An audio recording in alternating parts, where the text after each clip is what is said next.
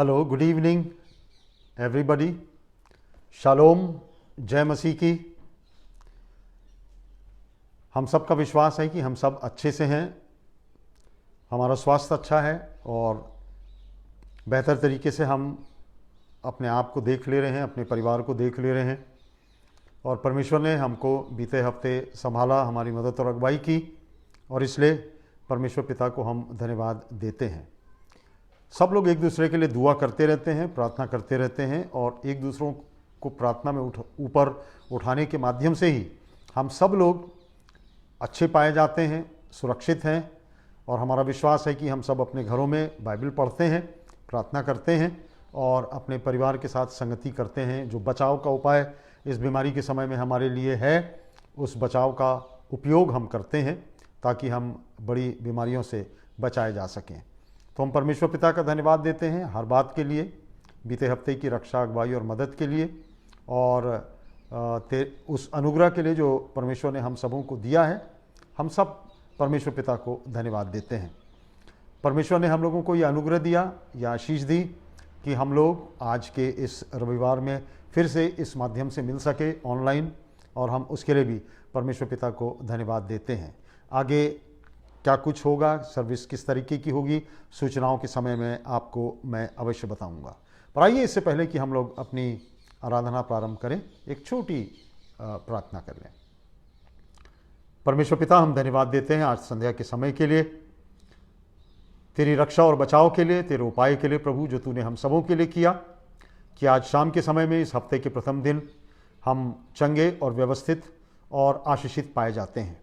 आज पूरी आराधना का अल्फा और ओमेगा तू होना प्रभु जी, हमको संभालना। और विशेष रूप से हम प्रार्थना करते हैं इलेक्ट्रिसिटी को, मौसम को अपने कंट्रोल में रखना, और जितने इक्विपमेंट्स हम इस्तेमाल में लाते हैं प्रभु, उसको भी अपने कंट्रोल में रखना, कि हमारा जो समय होता है 1-1.5 घंटे का समय, वो हम तेरे साथ निर्बाध गति से व्यतीत कर सकें और हमारी संगति तेरे साथ मजबूत हो सके। समर्पण तेरे हाथ में हम करते हैं प्रभु, अपने आप को तेरे हाथ में सौंपते, और दूसरे भी अन्य जो विश्वासी लोग आते हैं आज की संगति में सम्मिलित होंगे, हर एक को हम तेरे हाथ में सौंपते हुए, तेरी आशीष की अपेक्षा करते हुए, छोटी विनती हम अपने उद्धारकर्ता प्रभु यीशु मसीह के धन्य और मीठे नाम से मांगते हैं। सुनो, कबूल कर लेना, आमीन। यहोवा का धन्यवाद करो, उससे प्रार्थना करो, देश देश के लोगों में उसके कामों का प्रचार करो, उसके लिए गीत गाओ, उसके लिए भजन गाओ, उसके सब आश्चर्य कर्मों पर ध्यान करो, उसके पवित्र नाम की बड़ाई करो। यहोवा के खोजियों का हृदय आनंदित हो। आइए हम परमेश्वर की महिमा में अपने स्थानों पर रहते हुए गीत गा लेंगे। गीत का नंबर 274, गीत का नंबर 274, जो आपकी गीत के पुस्तक के पीछे के भाग में दिया हुआ है। गीत का नंबर 274 हम गाते रहे हैं, और इसको हम लोग आज शाम के समय में गा लेंगे। यदि आप अपने घरों पर हैं, ताली बजा के गा सकते हैं, खंजड़ी बजा सकते हैं, आप स्वतंत्र हैं, अवश्य कीजिए। मेरे साथ आप गाने का प्रयास कीजिए। यीशु तेरा नाम मेरा शरण स्थान, तेरी मैं स्तुति करूंगा।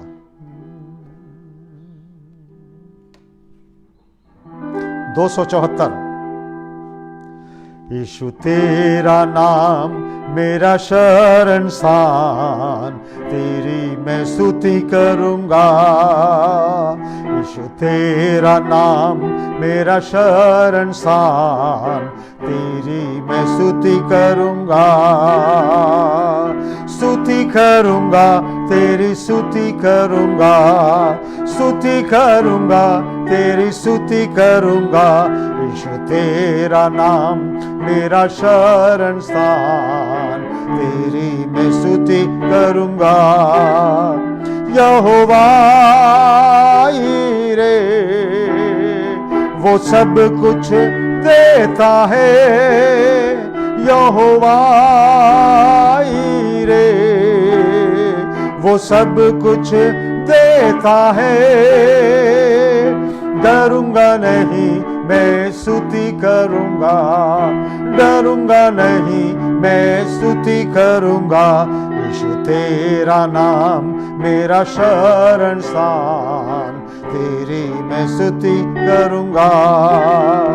यहोवा राफा, चंगाई देता है यहोवा राफा, चंगाई देता है। डरूंगा नहीं मैं स्तुति करूंगा, डरूंगा नहीं मैं स्तुति करूंगा। यीशु तेरा नाम मेरा शरण स्थान, तेरी मैं स्तुति करूंगा। यहोवा निसी विजय वो देता है, यहोवा निसी विजय वो देता है। डरूंगा नहीं मैं स्तुति करूंगा, डरूंगा नहीं मैं स्तुति करूंगा। यीशु तेरा नाम मेरा शरण स्थान, तेरी मैं स्तुति करूंगा। यहोवा शालोम वो शांति देता है, यहोवा शालोम वो शांति देता है। डरूंगा नहीं मैं स्तुति करूंगा, डरूंगा नहीं मैं स्तुति करूंगा। यीशु तेरा नाम तेरा शरण स्थान, तेरी मैं स्तुति करूंगा। यहोवा शम्मा वो साथ ही रहता है, यहोवा शम्मा वो साथ ही रहता है। डरूंगा नहीं मैं स्तुति करूंगा, डरूंगा नहीं मैं स्तुति करूंगा। यीशु तेरा नाम मेरा शरण स्थान, तेरी मैं स्तुति करूंगा, तेरी मैं स्तुति करूंगा, तेरी मैं स्तुति करूंगा।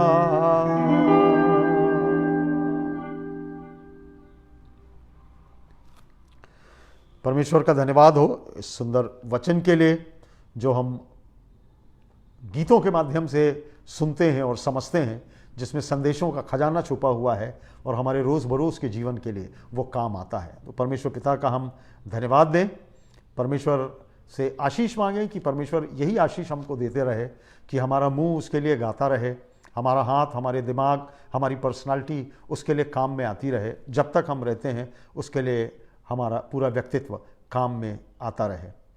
आइए हम थोड़ा सा समय प्रार्थना में व्यतीत करें और कुछ विषयों के लिए हम प्रार्थना करेंगे।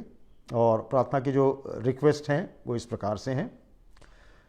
परमेश्वर पिता को हम धन्यवाद दें पूरे हफ्ते की आशीष के लिए जो परमेश्वर ने हमको दी है।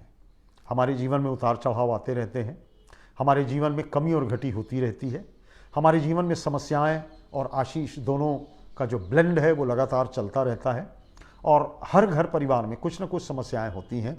और हम परमेश्वर पिता को धन्यवाद दें कि इन सब परिस्थितियों के बीच में परमेश्वर ने हमको सबको संभाला है, व्यवस्थित किया है। हम विशेष रूप से याद करते हैं उस दुखित परिवार को जो कि श्रीमती निहाल सिंह के, स्वर्गीय श्रीमती निहाल सिंह के भाई थे मिस्टर सैमुअल जीवन लाल, जो पुराने लोग हैं वो अवश्य जानते हैं। मिस्टर डीजे लाल के छोटे भाई थे, उनका निधन भिलई में 3 दिन पूर्व हो गया और उस परिवार को हम लोग प्रार्थना में याद करेंगे कि परमेश्वर ने उनको जीवन दिया और आशीषित जीवन दिया, उनको संभाला, बचाया, सुरक्षित रखा। पूरे परिवार को अपनी प्रार्थनाओं में हम लोग याद रखेंगे। हम धन्यवाद देंगे परमेश्वर को कि इस महामारी के बीच में खुदा ने हम सबों को बचाया है, हम सबों को संभाला है। और अभी भी हमारे लिए, हमारे जीवन में बहुत ढेर सारी सुरक्षा की आवश्यकता है। जहाँ तक इस बीमारी का सवाल है, जहाँ तक इस महामारी का सवाल है, तो अपने आप को सुरक्षित रखिए। जो उपाय सरकार ने आपसे कहे हैं, जो उपाय हम सब कर सकते हैं, वो उपाय लगातार करते रहिए ताकि आपका बचाव इस बीमारी से होता रहे। और ये बीमारी जिस घातक रूप से फैल रही है, विशेष रूप से बिलासपुर में जिस तरीके से, जिस गति से ये बीमारी बढ़ रही है, हम सबको प्रार्थनाओं की आवश्यकता है और चैतन्यता की आवश्यकता है कि हम अपने आप को सुरक्षित करें। बीमारी हमारे साथ रहने वाली है और आने वाले समय में हमको उसके साथ ही जीना पड़ेगा।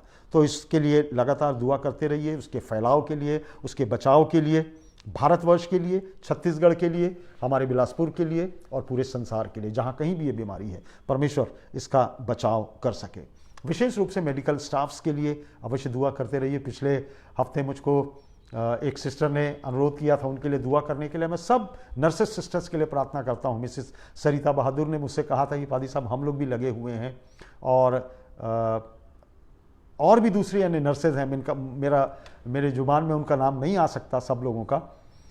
सब लोगों के लिए हम लोग दुआ करेंगे, सब नर्सेस और डॉक्टर्स लोगों के लिए, कि परमेश्वर उन लोगों को सुरक्षित रखे, उनकी सेवकाई को मुबारक करे। आप सब नर्सेस और डॉक्टर्स लोगों के लिए, जो डॉक्टर्स लोग हैं वो भी लगे हुए हैं, मैं धन्यवाद देता हूं उनके स्ट्रगल के लिए और उनके उपायों के लिए, उनके डेडिकेशन के लिए जो वो लगातार मरीजों के साथ बनाए हुए हैं। सरकार के लिए हम दुआ करें, सेंट्रल गवर्नमेंट के लिए और हमारी छत्तीसगढ़ की गवर्नमेंट के लिए, स्थानीय निकाय के अधिकारियों के लिए, कि लोगों को बुद्धि और ज्ञान मिले कि इस कठिन परिस्थितियों में देश को किस तरीके से संभाल कर और बचाकर आगे ले जाया जाए। हम सब उन लोगों के लिए दुआ करते रहें। चर्च के लिए दुआ करें, चर्च के एक एक सदस्यों के लिए, चर्च के एक एक परिवारों के लिए, बच्चों के लिए, जवानों के लिए, बुजुर्गों के लिए, अधेड़ों के लिए, बिस्तरों में पड़े हुए लोगों के लिए, नौकरी पेशा लोगों के लिए, हर जन के लिए दुआ कीजिए।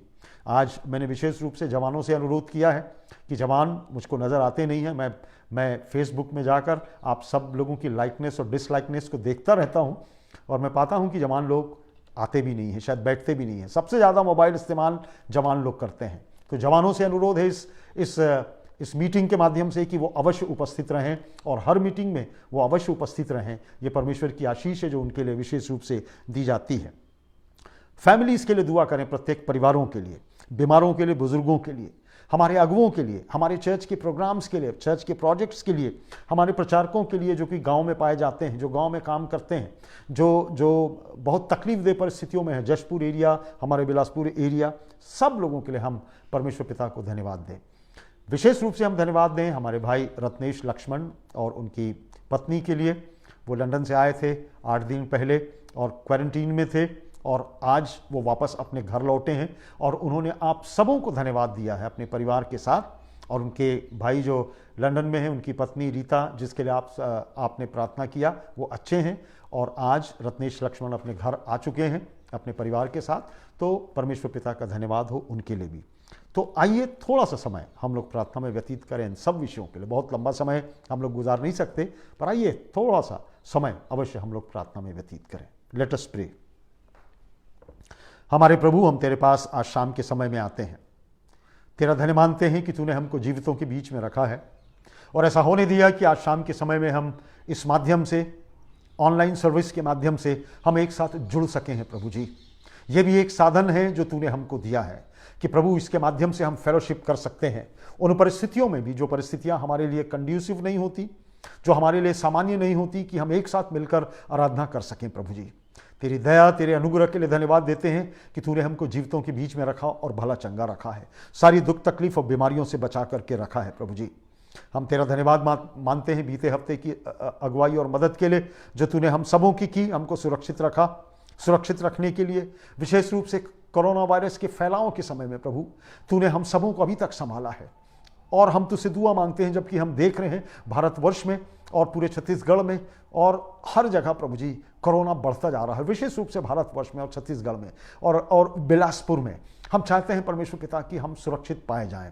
प्रभु, तेरा कोई भी बंदा, तेरा कोई भी विश्वासी ऐसा ना होने पाए प्रभु जी जो इस बीमारी से ग्रसित हो सके।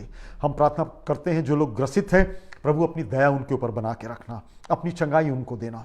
जो प्रयास उनको बचाने के लिए किए जाते हैं, इस बीमारी से दूर होने के लिए जो सारे प्रयास सरकारों ने किए हैं, दवाइयों के द्वारा, क्वारंटीन, तमाम फैसिलिटीज़ के द्वारा और सहायताओं के द्वारा, हम प्रार्थना करते हैं प्रभु जी हर एक को तू संभालना और ये सारे प्रयास तुझ में होकर सफल हो सके और हमारा ये देश और प्रदेश और क्षेत्र इस बीमारी से प्रभु जी बच सके। हम यही तुझसे दुआ मांगते हैं हम विशेष प्रार्थना करते हैं परमेश्वर पिता तमाम उन डॉक्टर्स और नर्सेस लोगों के लिए जो बड़ी वृहत जिम्मेदारी अपने कांधों पर संभाले हुए हैं। प्रभु जी, तू उनको सामर्थ देता है, प्रभु जी तू उनको हिम्मत देता है। जो विश्वास उन्होंने प्रभु यीशु मसीह में पाया है उसके माध्यम से वो लोग सेवकाई करते हैं प्रभु, गांव वालों के बीच में और शहरों में और ना मालूम कहाँ कहाँ जाकर, रेलवे स्टेशन में, प्लेटफॉर्म्स में, ट्रेन जो आती जाती है मजदूरों के बीच, उनके बीच प्रभु बीमारी लगने का अंदेशा उनको रहता है, पर प्रभु तूने बचाया है। हम उनकी सेवकाई को मुबारक करते हैं और प्रार्थना करते हैं प्रभु इन डॉक्टर्स और नर्सिस को सामर्थ्य देना प्रभु जी कि तेरा काम इसी डिलीजेंसी से कर सकें,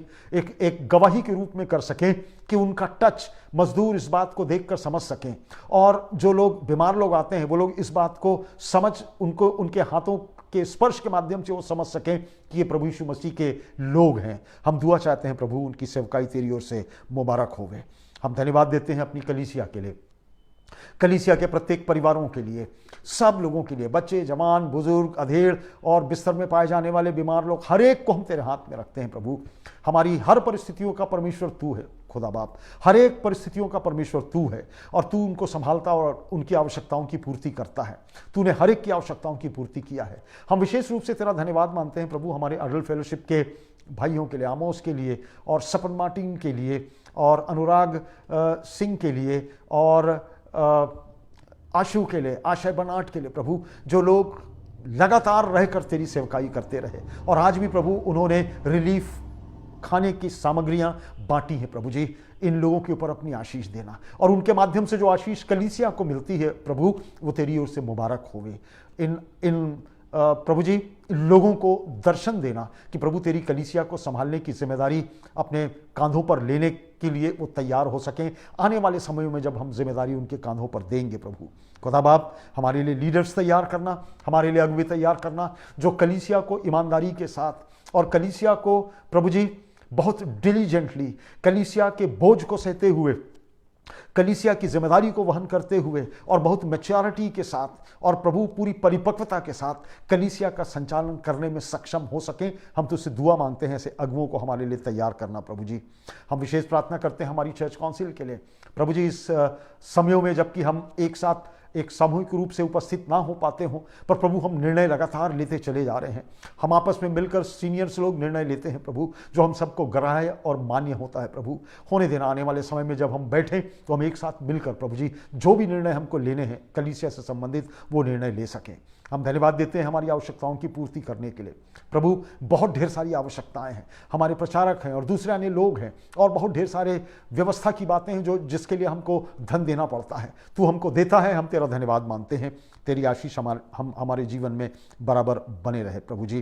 तमाम उन प्रचारकों को, गाँव के हमारे प्रीचर्स लोगों को, पास्टरों को, हर एक को हम तेरे नज़दीक में लाते हैं। हम प्रार्थना करते हैं प्रभु तेरा बचाव और उपाय वहाँ होता रहे।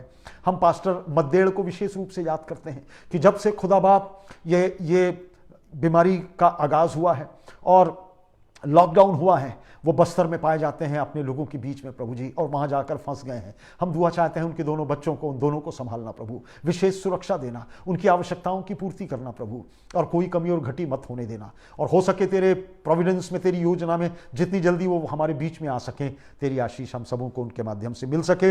हम उनका समर्पण तेरे हाथ में करते हैं। हम विशेष धन्यवाद देते हैं भाई रत्नेश लक्ष्मण और उनके परिवार के लिए जिनको तूने संभाला और लंदन में इतने दिनों तक रखा और वहाँ से आने के बाद क्वारंटीन में रहते हुए आज वो अपने घर पहुँच सके हैं।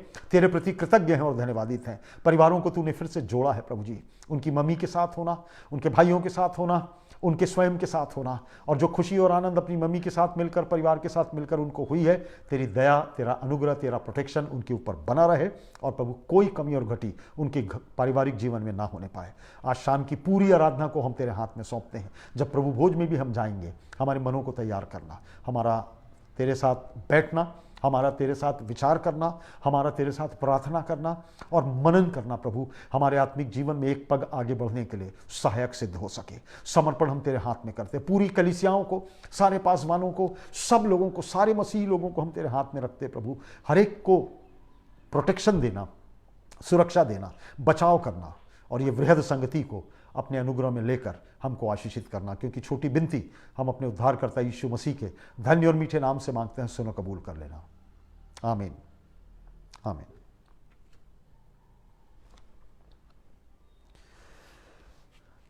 आइए हम आज शाम के समय में अपनी प्रभु भोज की आराधना में जाएं, जो हमारे आराधना का एक विशिष्ट अंग होता है, और हम परमेश्वर को धन्यवाद दें कि उसने अनुग्रह दिया कि उसके मेज में हम लोग सम्मिलित हो सकते हैं। एक साथ संगति में ना भी मिल पा रहे हों, परंतु हम इस तरीके की संगति में सम्मिलित होते हैं। तो परमेश्वर पिता के प्रति हम कृतज्ञ हों, धन्यवादित हों। ये सेक्रेड टाइम, जो पवित्र समय परमेश्वर ने मुझको और आपको दिया है, हम अपने घरों में इसको मना सकते हैं, आपस की संगति कर सकते हैं। और आइए अपने मनों की तैयारी के लिए हम अपने स्थान पे बैठे हुए गीत निकाल लें। गीत का नंबर 110, गीत का नंबर 110, कि यदि हम परमेश्वर को अपनी भेंटें चढ़ाना मांगे तो अपने जीवन को हम उसको चढ़ा सकें। हृदय भेंट चढ़ाएं प्रभु को, 110 नंबर का गीत।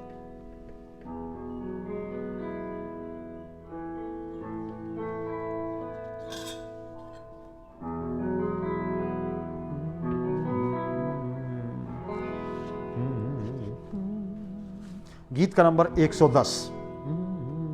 हृदय भेंट चढ़ाए प्रभु को, स्तुति प्रशंसा करे हम सब संजन मिलकर। हृदय भेंट चढ़ाए प्रभु को, स्तुति प्रशंसा करे हम सब संजन मिलकर। पाप का भार उठाने आया मसीह जग में, पाप का भार उठाने आया मसीह जग में। पापियों के सब पाप मिटाने, पापियों के सब पाप मिटाने जीवन अपना दिया। हृदय भेंट चढ़ाए प्रभु को, स्तुति प्रशंसा करे हम सब संजन मिलकर। संकट क्लेश उठाया नम्र और दीन बनकर, संकट क्लेश उठाया नम्र और दीन बनकर। द्वार उद्धार का खोला प्रभु ने, द्वार उद्धार का खोला प्रभु ने, खुद बलिदान होकर। हृदय भेंट चढ़ाए प्रभु को, स्तुति प्रशंसा करे हम सब संजन मिलकर। अर्पण करते हैं तुझको, आत्मा प्राण देखो। अर्पण करते हैं तुझको, आत्मा प्राण देखो। रक्षा करो प्रभु इस जीवन की, रक्षा करो प्रभु इस जीवन की, विनती हमारी यही। हृदय भेंट चढ़ाए प्रभु को, स्तुति प्रशंसा करे हम सब संजन मिलकर।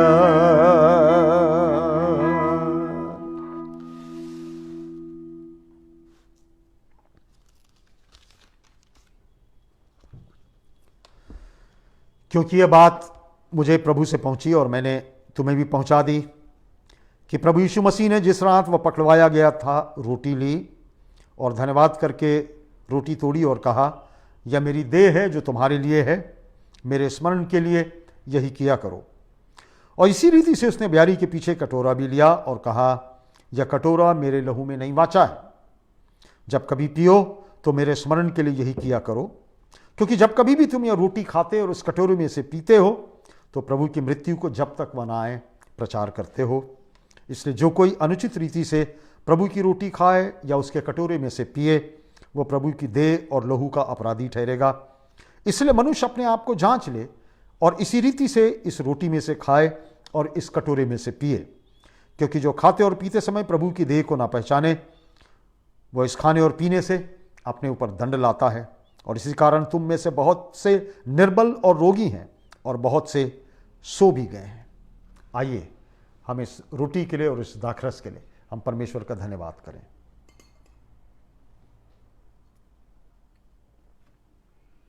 आइए दुआ करें।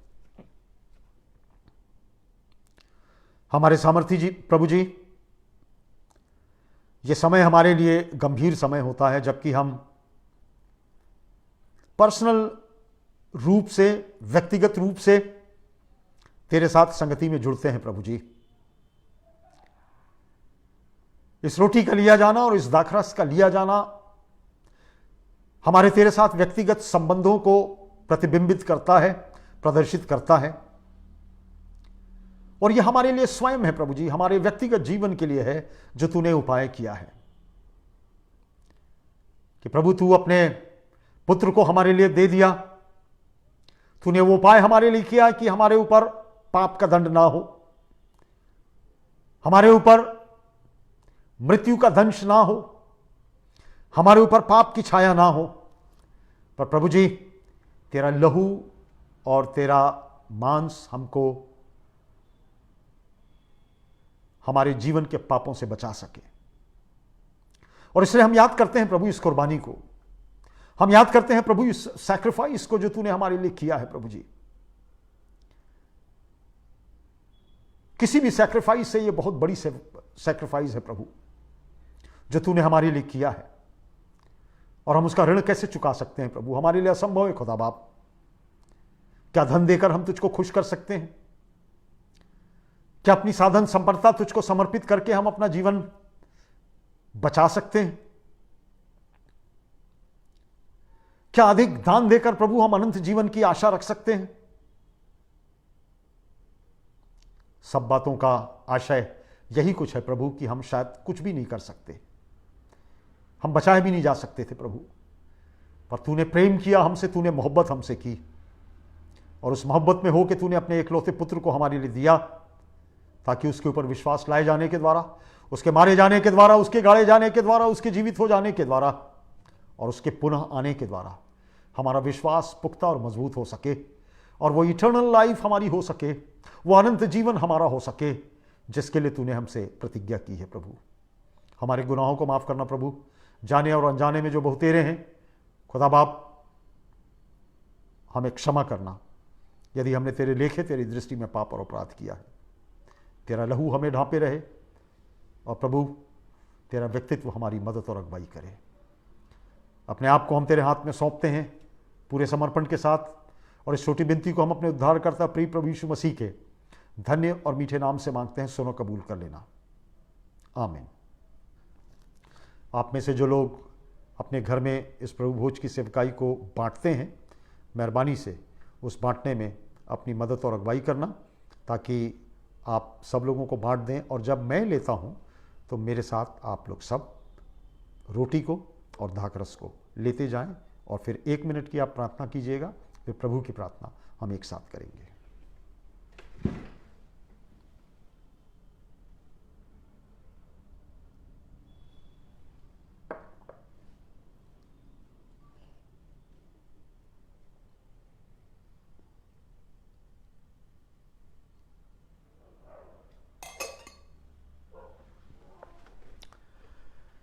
ये प्रभु की देह है जो मेरे और आपके लिए तोड़ी जाती है।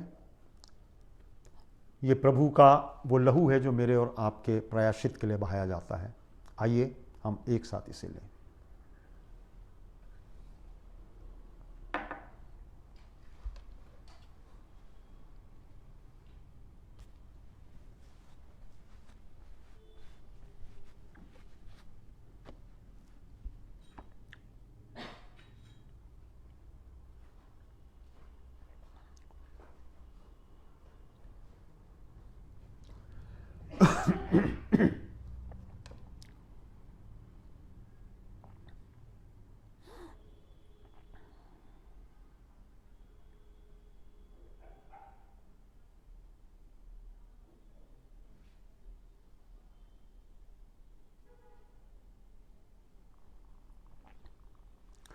हे हमारे पिता, तू जो स्वर्ग में है, तेरा नाम पवित्र माना जाए, तेरा राज आवे, तेरी इच्छा जैसे स्वर्ग में पूरी होती है वैसे इस पृथ्वी पर भी पूरी हो।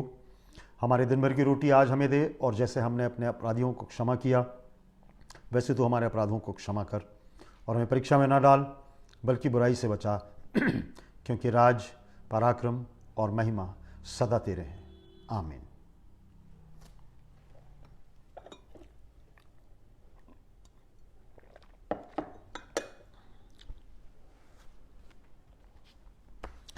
आज संध्या के वक्त सूचनाएं जो हैं मैं दूंगा, और उसके बाद फिर हम ऑफरिंग लेंगे, और उसके बाद दुआ करेंगे, और उसके बाद हम अपने मैसेज में जाएंगे। जो सूचनाएं हैं वो ये हैं। आप में से बहुत ढेर सारे लोगों ने मुझसे पूछा है कि पादी साहब चर्च क्या अगले हफ्ते से प्रारंभ होगा। बहुत सारे चर्च वाले हैं जिनने सोशल मीडिया में पोस्ट किया है कि वो लोग अपना चर्च प्रारंभ कर रहे हैं। सीनियर लोगों की हम कमेटी के रूप में बीते दिनों बैठे हुए थे, और हम सब लोगों ने, क्योंकि चर्च काउंसिल संभव नहीं है लगाना, हम सब लोगों ने ये निर्णय लिया कि हमारे लिए कम से कम इस महीने, जून के महीने में असंभव सी बात है कि हम चर्च में जाकर सामूहिक रूप से आराधना ले सकें। हमारे लिए असंभव सी बात है, तकलीफदेह बात है। जो इंस्ट्रक्शंस सरकार ने मुझको और आपको दिए हैं वो इतने कठिन हैं।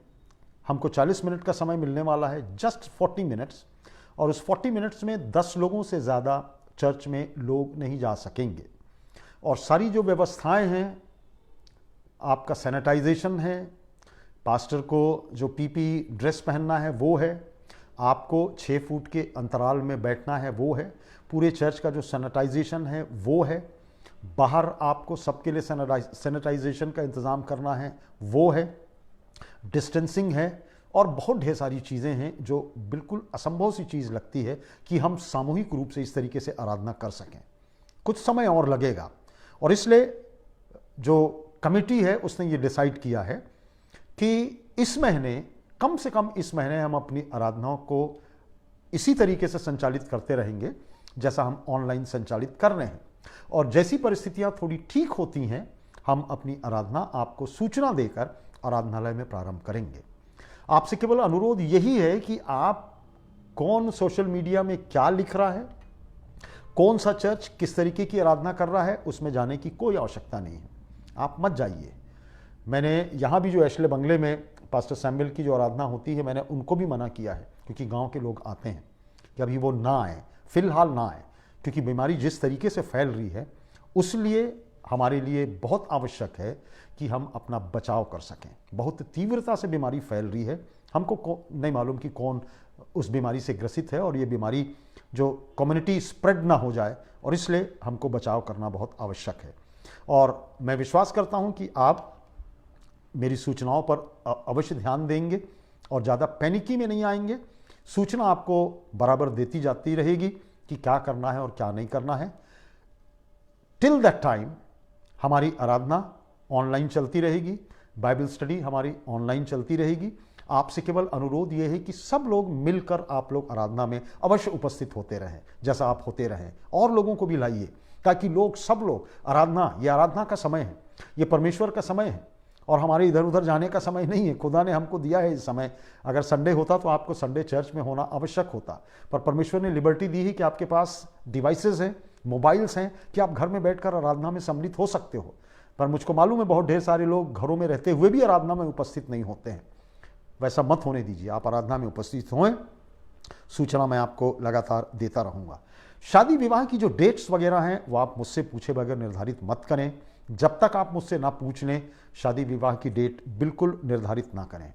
ऑफरिंग्स जो आप दे रहे हैं, महामारी ऑफरिंग्स, भाई राम कुमार आपके पास आ रहे हैं, या बहुत सारे लोग मेरे पास भेज दे रहे हैं आपकी ऑफरिंग्स, बराबर हिसाब लगाकर, और जो खजाने में लगातार डाली जा रही है, और उसका जो हिसाब किताब है आपको दिया जा रहा है, रसीदें आपको मिल रही हैं। तो मेहरबानी से वैसा कीजिए। और जैसा मैंने बताया कि हम लोग खुला दान भी लेते हैं और धन्यवादी भेंटें भी लेते हैं, आप उसको आज की आराधना में या हर आराधनाओं में लेते जाइए। और जब राम कुमार भाई आते हैं, वो लिफाफा अपना नाम लिख के कि ये खुला दान है या धन्यवादी दान है, उनको दे दीजिए, ताकि वो चर्च के खजाने में जाता रहे।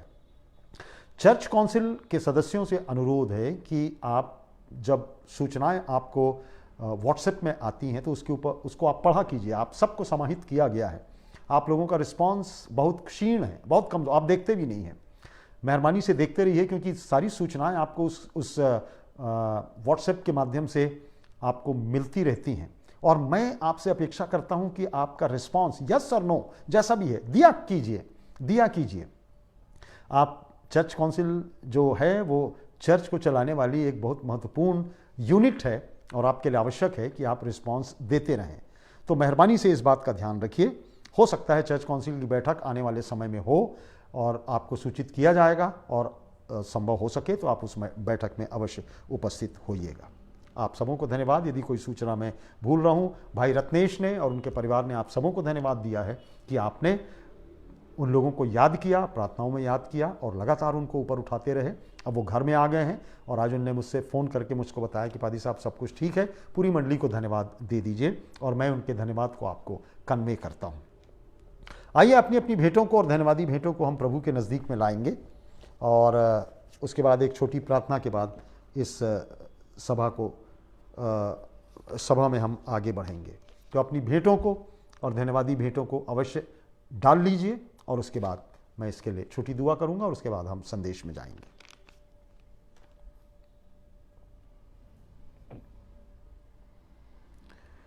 आइए प्रार्थना करें। स्वर्गीय सामर्थी पिता परमेश्वर, जो आशीष तूने हमको दी है उसका थोड़ा सा अंश हम तेरे सामने लाए हैं प्रभु। शायद महावारी दान के रूप में, शायद खुले दान के रूप में, शायद बहुत ढेर सारी आशीष की बातें हुई हों प्रभु हमारे परिवारों में, और धन्यवाद की भेंटें भी हमने लाई हैं प्रभु। उन सब भेंटों को स्वीकार करना और अपनी महिमा के लिए इस्तेमाल में लाना और होने देना कि हम इस बात को सीख सकें कि लेने से देना धन्य है प्रभु। हम तुझको देते हैं, तेरे माध्यम से आशीषित होते हैं।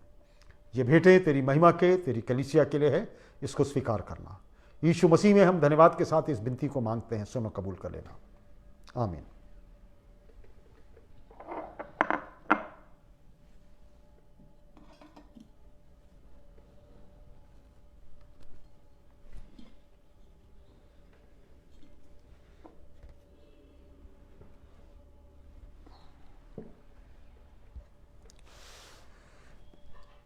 आज शाम के लिए जो संदेश का आखिरी भाग है, पिछले 3 हफ्ते से हम इस संदेश को सुनते रहे हैं। कईयों के लिए कुछ कठिन है, क्लिष्ट है, और वो क्लिष्ट इसलिए है कि आपने बाइबल स्टडी नहीं किया है, आपने प्रकाशित वाक्य पढ़ा नहीं है।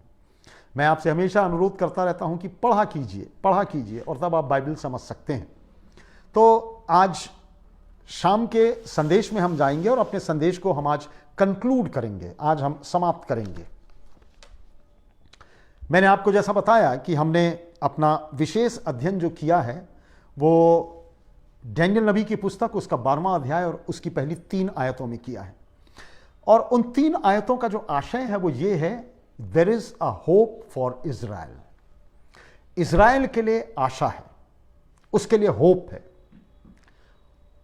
और जब इज़राइल की हम बात करते हैं तो केवल इज़राइल देश और इज़राइल रेस नहीं, केवल यहूदी लोग नहीं, परंतु मैं और आप भी। और डैनियल नबी इसी बात को 12वें अध्याय के पहली 3 आयतों में कर रहा है। पहली आयत हमने देख लिया है और दूसरी और तीसरी आयत आज बोलकर हम समाप्त करेंगे। अपने अध्ययन में हम लोगों ने 3, 4, 5 चीजों को देखने का प्रयास किया है। जो 5 बिंदु मैंने आपको दिया था, क्लेश काल, जैसा हमने आपको बताया कि हमारा जो अध्ययन है वो डैनियल 12:1 से 3 पर केंद्रित है। और अभी तक हमने 3 बिंदुओं के माध्यम से आने वाले सताव काल को, ट्रिब्यूलेशन के काल को समझने का प्रयास किया है। पहला हमने देखा था क्लेश काल, वो क्लेश काल जो आने वाला है। उसके बाद उस क्लेश काल में रक्षा करने वाला जो होगा मिकाइल, उसके विषय में हमने बातचीत किया था। और परमेश्वर विशेष बचाव अपने लोगों का करेगा, उसके संबंध में हमने देखा था।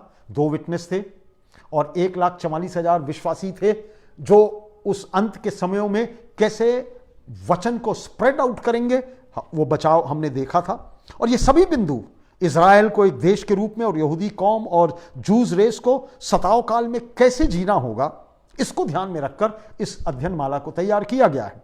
और आज चौथा बिंदु और पांचवा बिंदु हम बोलकर, देखकर अपने इस संदेश को समाप्त करेंगे। आपको याद मैं दिला दूं कि 5 बिंदु के ऊपर हम बातचीत कर रहे हैं। विशेष क्लेश काल, विशेष रक्षा काल, विशेष बचाव का काल, विशेष गंतव्य और विशेष उपहार। 3 बातें हमने देख ली हैं और आज शाम के समय में 2 बिंदुओं को देखकर हम समाप्त करेंगे। विशेष गंतव्य, स्पेशल डेस्टिनी, और विशेष उपहार और इनाम, स्पेशल डिविडेंड, जो मिलने वाला है। अब मेरे साथ आप निकाल के रखिए डेनियल नबी की पुस्तक और उसका 12वां अध्याय, उसको निकाल कर रखिए आप। और 12वां अध्याय और उसका दूसरा पद। पहला पद हमने देख लिया था, पहले पद में 3 बिंदु आ गए थे, दूसरे और तीसरे पद में हम इन दोनों बिंदुओं को समाप्त करेंगे। डेनियल 12 और उसका दूसरा पद। जो भूमि के नीचे सोए रहेंगे उनमें से बहुत से लोग जाग उठेंगे, और कितने तो सदा के जीवन के लिए और कितने अपनी नामधराई और सदा तक अत्यंत घिनौने ठहरने के लिए। आज का जो हमारा जो तीसरा बिंदु है, चौथा बिंदु है, वो है स्पेशल गंतव्य, स्पेशल डेस्टिनी, विशेष गंतव्य। सताव के काल में एक विशेष काल देखा है हमने, उसके बाद रक्षा करने वाले को हमने देखा है जो इजरायलियों को संभालेगा और बचाएगा। विशेष बचाव जो करने वाले हैं उनके संबंध में हम देखें। आज हम गंतव्य को देखेंगे, उस डेस्टिनी को देखेंगे और स्पेशल डिविडेंड को देखेंगे, इनाम को देखेंगे जो इजरायलियों को और मुझको और आपको मिलने वाला है। तो जो चौथा बिंदु है वो ये है स्पेशल डेस्टिनी, विशेष गंतव्य। अब ये दूसरा पद मैंने आपके लिए पढ़ दिया है। अब इसको घोषित कैसे किया गया है? सताव काल का जो चरम बिंदु होगा, सताव काल का, ट्रिब्यूलेशन का जो चरम बिंदु होगा, क्लाइमेक्स जो होगा, वह पुनरुत्थान से होगा, वो रिजरेक्शन से होगा, जो कि वर्षों से यहूदियों की आशा रही है। वर्षों से यहूदियों की आशा रही है, वो होप रहा है उनका। कई व्याख्याकार अवश्य इस बात को कहते हैं कि यहूदियों को पुनरुत्थान की आशा नहीं है, और उनकी जो समझ है पुनरुत्थान के संबंध में बहुत सुस्पष्ट नहीं है, क्योंकि मृत्यु के बाद का जीवन और उसकी समझ भी उनकी उतनी परिष्कृत नहीं है जितनी मसीहियों की है। पर ऐसा मैं नहीं मानता और ऐसा व्याख्याकार भी नहीं मानते। कुछ लोग ऐसा मानते हैं कि यहूदी लोग शायद लाइफ आफ्टर डेथ के संबंध में उतना गहनता से और गुणता से विचार नहीं करते। पर मैं आपको उदाहरण दे रहा हूं। एक विशेष गंतव्य की हम बात कर रहे हैं और यहूदियों की बात कर रहे हैं, और जब हम यहूदियों की बात अंतिम समय के लिए कर रहे हैं, इसका मतलब मैं और आप भी उसमें सम्मिलित हैं। तो यहूदी लोग अवश्य इस जीवन के बाद के जीवन को, पुनरुत्थान के जीवन को मानते हैं। आप नोट करते जाएं अगर आपके पास पेन और पेंसिल है। उदाहरण के रूप में मैं आपको बता रहा हूं, अब्राहम इब्रानी और उसका 11वां अध्याय और उसकी 19वीं आयत, हिब्रू 11:19। अब्राहम को पुनरुत्थान की आशा थी और इसीलिए वह इसहाक को बलि देने के लिए लाया हुआ था। क्या लिखा हुआ है इब्रानी 11:19 में? क्योंकि उसने मान लिया कि परमेश्वर सामर्थी है कि उसे मरे हुओं में से जिलाए। इब्राहिम को विश्वास था, वो यहूदी है, वो जूस है, और उसको विश्वास था कि परमेश्वर फिर से उसको जिलाएगा, और इसलिए उस आशा के साथ वो आया हुआ था। अय्यूब, उसका 19वां अध्याय, उसकी 25 से 27 आयत देखिए। ये उदाहरण है जो पुनरुत्थान के विषय में यहूदियों के साथ जुड़ी हुई है, उससे संबंधित है। अय्यूब को भी पुनरुत्थान की आशा थी। यहां लिखा है अय्यूब 19:25 से 27 में, मुझे तो निश्चय है कि वह मेरा छुड़ाने वाला जीवित है और वो अंत में पृथ्वी पर खड़ा होगा, और अपनी खाल के इस प्रकार नष्ट हो जाने के बाद भी मैं शरीर में होकर परमेश्वर का दर्शन पाऊंगा। अय्यूब को यह आशा थी, अय्यूब को यह होप था, मेरी मृत्यु के बाद भी मैं परमेश्वर के साथ जाऊंगा और परमेश्वर का दर्शन करूंगा। यशायाह 26 और उसका 19, यशायाह 26:19, तेरे मरे हुए लोग जीवित होंगे और मुर्दे उठ खड़े होंगे। बहुत क्लियर अंडरस्टैंडिंग है यहूदियों की, और यहां पर यशायाह भी कर रहा है कि मरे हुए लोग जीवित होंगे और मुर्दे उठ खड़े होंगे, अर्थात पुनरुत्थान की आशा इनके पास है। होशिया और उसका 13वां अध्याय और उसकी 14वीं आयत, मैं उसको अधोलोक के वश में से छुड़ा लूंगा और मृत्यु से उसका छुटकारा दूंगा। हे मृत्यु, तेरे मरने की शक्ति कहां रही, और हे अधोलोक, तेरे नष्ट करने की शक्ति कहां रही। होशिया जो है वो लिख रहा है और उसको मालूम है, उसको समझ में आ रहा है कि इसके बाद का भी एक जीवन है। दाऊद अपने भजन में, भजन 16 और 9 से 10 में लिखता है, इस कारण मेरा हृदय आनंदित और मेरी आत्मा मगन हुई, मेरा शरीर भी चैन से रहेगा, क्योंकि तू मेरे प्राण को अधलोक में ना छोड़ेगा, ना अपने पवित्र को सड़ने देगा। ये दाऊद का भी विश्वास था। तो जो पुनरुत्थान जो है, जो रिजरेक्शन है, वो यहूदियों की आशा रही है, उनका होप रहा है। तो स्वर्गदूत कह रहा है डैनियल के 12वें अध्याय में और उसकी पहली 3 आयतों में, जिसके ऊपर हमारा यह संदेश आधारित है, कि देयर इज अ होप, एक आशा है। सताव काल में छुटकारा होगा और उसके आगे एक अत्यंत अविश्वसनीय और इनक्रेडिबल गंतव्य है जो पुनरुत्थान के साथ है।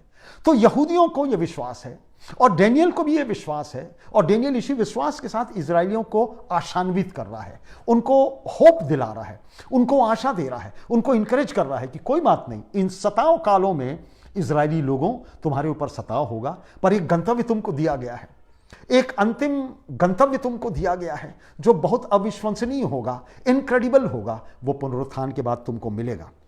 अब इन बातों को दृश्यांकित किया गया है। आप मेरे साथ प्रकाशित वाक्य और उसका 20वां अध्याय मेहरबानी से खोल के रखिए। प्रकाशित वाक्य और उसका 20वां अध्याय, प्रकाशित वाक्य और उसका 20वां अध्याय। ये एक बहुत ही अति विशिष्ट पुनरुत्थान की बात कहता है। आप घर में अवश्य पढ़िएगा प्रकाशित वाक्य और उसका 20वां अध्याय। ये बहुत ही विशिष्ट पुनरुत्थान की बात कहता है, जो अनंत काल का जीवन है, एवरलास्टिंग लाइफ है। अब अनंत काल का जीवन और एवरलास्टिंग लाइफ मैं और आप तो जीवन भर सुनते रहते हैं, पर आज शाम के समय में विशेष संदर्भ में इसको विशेष ध्यान देकर सुनिए। प्रकाशित वाक्य कहता है, यह विशिष्ट पुनरुत्थान की बात कह रहा है प्रकाशित वाक्य में, जो अनंत काल का जीवन है, एवरलास्टिंग लाइफ है, ये कुछ लोगों के लिए है, कुछ लोगों के लिए है। ये अनंत काल का, कुछ लोगों के लिए अनंत काल की आशीष है, अनंत पुनरुत्थान की बात है, अनंत काल का जीवन है, और कुछ लोगों के लिए यह अनंत काल का इंसल्ट है, डिसऑनर है। कुछ लोग अनंत काल के संभागी होने के लिए तैयार किए जाएंगे, कुछ लोग इटर्नल लाइफ में जाने के लिए तैयार किए जाएंगे, और प्रकाशित वाक्य उसका 20वां अध्याय कहता है कुछ लोग इसीलिए जलाए जाएंगे, पुनरुत्थान उनका होगा कि उनका इंसल्ट हो सके, उनको डिसऑनर हो सके। अब 2 प्रकार के पुनरुत्थान की चर्चा की गई है, एक सकारात्मक और दूसरी नकारात्मक, नेगेटिव। पर ये दोनों ही जो पुनरुत्थान होंगे वो बॉडीली होंगे, शारीरिक रूप से होंगे, शरीर मृतकों में से जिलाया जाएगा, उसकी चर्चा की गई है। तो आइए इन पुनरुत्थानों की तह में जाएं कि ये क्या माजरा है, क्योंकि इसी पुनरुत्थान के द्वारा हम अपने गंतव्य तक पहुंच सकते हैं। और डैनियल जो है वो यहां पर आकर लोगों को, इजरायली लोगों को यही कह रहा है कि ये 2 प्रकार के पुनरुत्थान होने वाले हैं, और तुम तैयार रहो अनंत इटर्नल लाइफ के उस पुनरुत्थान के लिए जो विश्वासियों को मिलने वाली है, जो बिलीवर्स लोगों को मिलने वाली है, जो प्रभु के लोगों को मिलने वाली है, जो प्रभु के लोगों को, जो प्रभु को नहीं जानते, जो प्रभु को नकार दिए, जिन्होंने प्रभु को ठुकरा दिया, उनके लिए एक नेगेटिव जो पुनरुत्थान है वो होने वाला है। मैं आपको आगे बताता हूं। तो अब ये एवरलास्टिंग लाइफ, अनंत जीवन का पुनरुत्थान क्या है? पहले पुनरुत्थान को हम देखते हैं, अनंत जीवन का पुनरुत्थान। अनंत जीवन का पुनरुत्थान, फर्स्ट, अनंत जीवन के पुनरुत्थान और उसकी पहचान धर्मी जन के पुनरुत्थान से की गई है। धर्मी जन के, रिजरेक्शन ऑफ अ जस्ट, आप अगर निकाले हैं प्रेरितों के काम और उसका 24वां अध्याय और उसकी 15वीं आयत, इस रिजरेक्शन को वो बाइबल मुझको और आपको समझा रही है कि this is a resurrection of just, धर्मी लोगों का पुनरुत्थान, धर्मी लोगों का पुनर्जागरण, धर्मी लोग जिलाए जाएंगे, धर्मी लोग पुनरुत्थित होंगे, वो रिजरेक्टेड होंगे। प्रेरितों के काम 24 और 15 में कह रहा है। तो ये जो रिजरेक्शन है, जो पुनरुत्थान है, वो बाइबल में उसकी संज्ञा दी जा रही है धर्मी जन का पुनरुत्थान। अब यदि आप यूहन्ना रचित सुसमाचार, यहां पर लिखा हुआ है धर्मी और अधर्मी दोनों का जी उठना होगा। प्रेरितों के काम 24 और 15 में धर्मी और अधर्मी दोनों का जी उठना होगा। ये धर्मी लोगों का पुनरुत्थान भी है और अधर्मियों का भी पुनरुत्थान है। तो जो लोग उसके ऊपर विश्वास करेंगे वो धर्मी जन होंगे जो पुनरुत्थित होंगे। और यूहन्ना 5 और 29 में इसी पुनरुत्थान को जीवन का पुनरुत्थान कहा गया है। प्रेरितों के काम 24 और 15 में धर्मी जन के पुनरुत्थान से इसकी संज्ञा की गई है, और यूहन्ना 5 और 29 में जीवन का पुनरुत्थान इसको कहा गया है। Resurrection of life, resurrection of just धर्मी जन का पुनरुत्थान, और रिजरेक्शन ऑफ लाइफ जीवन का पुनरुत्थान। वहां पर ऐसा लिखा है यूहन्ना 5 और 29 में, जिन्होंने भलाई की है वे जीवन के पुनरुत्थान के लिए जी उठेंगे, और जिन्होंने बुराई की है वे दंड के पुनरुत्थान के लिए जी उठेंगे। पुनरुत्थान तो दोनों का होगा, परंतु इस्राएलियों के लिए डैनियल नबी बोल रहा है कि पुनरुत्थान होगा। पुनरुत्थान है जो आपको डेस्टिनी होने वाली है, वो अनंत काल की डेस्टिनी होने वाली है। आपका जो गंतव्य है वो अनंत काल का गंतव्य होने वाला है, और इस अनंत काल के गंतव्य को पुनरुत्थान कहा गया है। और पुनरुत्थान को कई प्रकार से प्रतिबिंबित किया गया है, जैसे धर्मी जन का पुनरुत्थान और जीवन का पुनरुत्थान। और यही आशा डैनियल जो है वो इजरायलियों से कह रहा है। यूहन्ना 5:29 में लिखा है, जिन्होंने भलाई की है वे जीवन के पुनरुत्थान के लिए जी उठेंगे, और जिन्होंने बुराई की है वे दंड के पुनरुत्थान के लिए जी उठेंगे। तो एक पुनरुत्थान पॉजिटिव है और एक पुनरुत्थान नेगेटिव है, परंतु डैनियल ये कह रहा है कि जो पुनरुत्थान और जो डेस्टिनी है वो उन इजरायलियों की है जो प्रभु के ऊपर विश्वास करेंगे। वो इटर्नल और अनंत काल के लिए वो जिलाए जाएंगे। हिब्रू उसका 11वां अध्याय और उसकी 35 आयत में इसी रिजरेक्शन को, रिजरेक्शन ऑफ लाइफ और रिजरेक्शन ऑफ जस्ट को, धर्मी जन के पुनरुत्थान को और जीवन के पुनरुत्थान को जिसको कहा गया है, उसको एक और पुनरुत्थान की संज्ञा दी गई है, उत्तम पुनरुत्थान। हिब्रू 11 और 35 में और बेटर रिजरेक्शन कहा गया है। अब ये जो रिजरेक्शन होगा, जो पॉजिटिव रिजरेक्शन होगा, वो उन सभी संतों और सभी विश्वासियों का जो पुराने नियम के और नए नियम के समय के हैं या सताओं काल के हैं, ये सभी इस पुनरुत्थान अर्थात अनंत जीवन के पुनरुत्थान का आनंद प्राप्त करेंगे। जिन्होंने प्रभु यीशु मसीह के ऊपर विश्वास किया था, जो मार डाले गए हैं, जो जमीन में गाड़ डाले गए हैं, जब प्रभु आएगा सताओ काल में, तो उसके विश्वासी लोग, उन लोगों का जो अंतिम डेस्टिनेशन होगा वो यही होगा, इस अनंत जीवन के माध्यम से। और इस्राएलियों के लिए इसकी प्रतिज्ञा की गई है। जैसा प्रकाशित वाक्य 20 और 5 में कहा गया है, पहला पुनरुत्थान। अब पुनरुत्थान तो होगा। अब ये प्रकाशित वाक्य 20 और 5 में कहा गया है पहला पुनरुत्थान। इसके तीन सीक्वेंस हैं। 20वां अध्याय और उसका प्रकाशित वाक्य 20 और 5 में आपके लिए पढ़ देता हूं। जब तक ये 1000 वर्ष पूरे ना हुए तब तक शेष मरे हुए ना जी उठे, यह तो पहला पुनरुत्थान है। और यही जीवन का पुनरुत्थान है, यही धर्मियों का पुनरुत्थान है। यदि प्रथम पुनरुत्थान है जो बाइबल और परमेश्वर का वचन मुझको और आपको बता रहा है, पर इसके सीक्वेंस हैं, ध्यान दीजिएगा इसको। इसके 3 सीक्वेंस हैं, 3 क्रम है, क्रमानुसार पुनरुत्थान को प्रदर्शित किया गया है। अब प्रथम पुनरुत्थान आपको किस बात की याद आती है? प्रथम पुनरुत्थान में आपको किसकी याद आती है? पहला कुरिन्थियों उसका 15वां अध्याय उसकी 20वीं आयत में यीशु मसीह का पुनरुत्थान। सचमुच मसीह मुर्दों में से जी उठा है, और जो सो गए हैं उनमें वो पहला फल हुआ है। परमेश्वर के राज्य में कैसा होगा, यह इस पुनरुत्थान में दर्शित किया गया है। तो ये जो प्रथम पुनरुत्थान था वो प्रभु यीशु मसीह का पुनरुत्थान था, और इस पुनरुत्थान में क्या होगा वो मुझको और आपको मालूम है। कैसे प्रभु यीशु मसीह मृतकों में से जिलाया गया, और कैसे स्वर्ग पर ऊपर उठाया गया, और कैसे वो परमेश्वर के साथ है और फिर से वो लौटेगा। तो this is a first resurrection प्रभु यीशु मसीह का। अब 2 और रिजरेक्शन हैं जिसके बारे में हम सीक्वेंस देखेंगे। रिजरेक्शन का टाइम एक ही है, परंतु कुछ लोगों का टाइम डिफरेंट है। दूसरा जो रिजरेक्शन होगा, पहला तो हमने प्रभु यीशु मसीह का देखा, दूसरा चर्च का पुनरुत्थान का जो दूसरा भाग होगा चर्च को समाहित करता है, वो चर्च को समाहित करता है, और इसको यूजुअली मैं और आप रैप्चर कहते हैं। अब मेरे साथ आप निकाल लीजिए पहला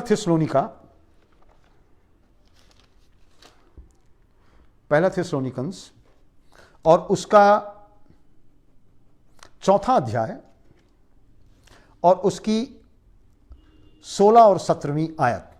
पहला थिस्सलुनीकों और उसका 4 अध्याय 16 और 17 मैं आपके लिए पढ़ देता हूं, 16 और 17। क्योंकि प्रभु आप ही स्वर्ग से उतरेगा, उस समय ललकार और प्रधान दूत का शब्द सुनाई देगा और परमेश्वर की तुरही फूंकी जाएगी और जो मसीह में मरे हैं वे पहले जी उठेंगे। तब हम जो जीवित और बचे रहेंगे उनके साथ बादलों पर उठा लिए जाएंगे कि हवा में प्रभु से मिले और इस रीति से हम सदा प्रभु के साथ रहेंगे। ये रैप्चर है। अब रैप्चर शब्द बाइबल में दिया नहीं गया है, परंतु ये कॉन्सेप्ट है, ये धारणा है कि प्रभु आएगा और लोग प्रभु के साथ बादलों पर उठाए जाएंगे। और ये जो रिजरेक्शन है ये चर्च के लिए कहा गया है, हमने यहां पर पढ़ा है। तो यीशु मसीह का रिजरेक्शन हो गया। दूसरा जो रिजरेक्शन होगा वो कलीसिया का होगा, उसके चर्च का होगा, यूनिवर्सल कलीसिया का होगा। और इजराइलियों को डैनियल नबी अपनी इस पुस्तक में 12वें अध्याय के कुछ पहले 3 पदों में यही कुछ बता रहा है कि इजरायली लोगों, तुम सताव काल से गुजर रहे हो, तुम्हारे लिए एक आशा है। यदि तुम यीशु मसीह के ऊपर विश्वास करोगे, उस मसीहा के विश्वास उसके ऊपर करोगे, तो एक अच्छी डेस्टिनी, एक अच्छा गंतव्य तुमको मिलने वाला है। और तीसरा जो विश्वासी जो रिजरेक्शन है वो पुराने नियम के ट्रिब्यूलेशन का समय का है, पुराने नियम के विश्वासी और सताव काल के संतों का है। आप प्रकाशित वाक्य और उसका 7वां अध्याय मेरे साथ खोल लीजिए। प्रकाशित वाक्य 7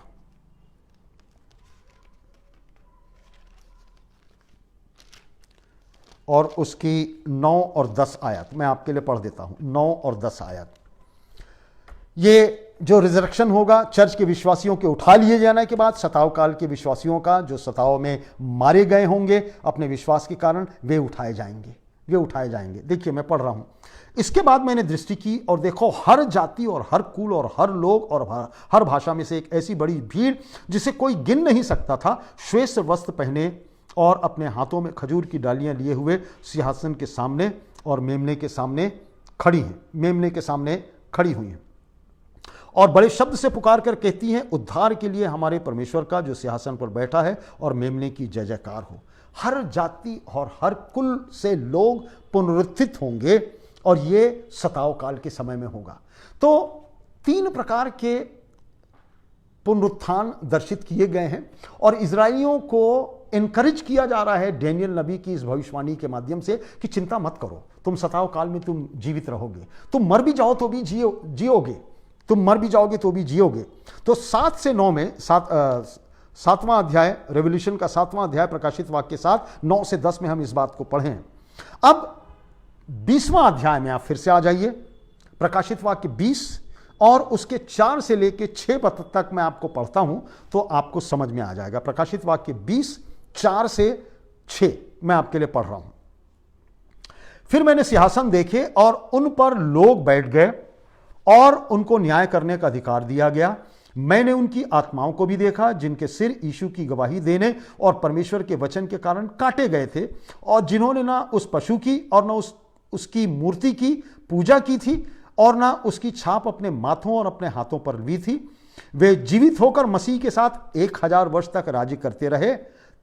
जब तक ये 1000 वर्ष पूरे ना हुए तब तक शेष मरे हुए जी ना उठे। यह तो पहला पुनरुत्थान है।